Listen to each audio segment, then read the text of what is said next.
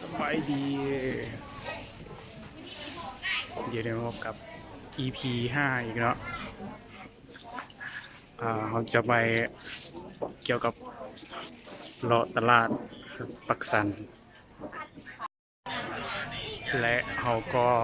เข้ามาหาสรรพสินค้าเนาะมีทุกอย่างเลยมีทุกอย่างคือกันเลยกับอยู่ห้างเนาะและอันนี้ก็จะเป็นตลาดปักสันใหม่เนาะมันก็คือกันกับตลาดทั่วไปหรือตลาดอยู่แถวเมืองอื่นหรือจะอยู่แข่งอื่นเนาะมันก็จะคือกันเบิดเนาะแต่ว่าบุ้งว่าตลาดปักสันใหม่มันจะแตกต่างกับตลาดอื่นจังไดเนาะเนาะอันนี้จะเป็นเครื่องบริโภคเครื่องอุปโภคมันก็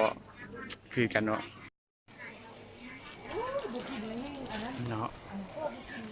เดี๋ยวจะออกไปนอกแล้วเดี๋ยวจะกลับไปแล้ว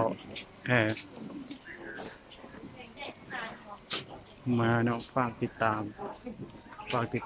ตลาดปักสันในอยู่เมืองแขบุรีคำไซเนาะเดี๋ยวจะไปแล้วเนาะอันนี้จะเป็นเกี่ยวกับไม่ใช่ไหนวะสเปกดีไว้เพราะว่าคนเป็นจะปิดทานแบบมีแต่ก็เลยแล้วแบบคนขายหรือว่าจะเป็นพ่อค้าขายมักไม้หรือเมี่ยงต่างๆนะอันนี้จะเป็นเกี่ยวกับมักลองกอก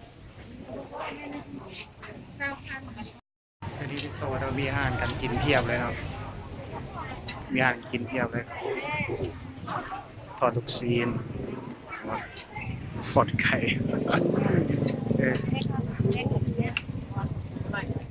อาหารเพียบเลยมินิโมเดลใหม่มา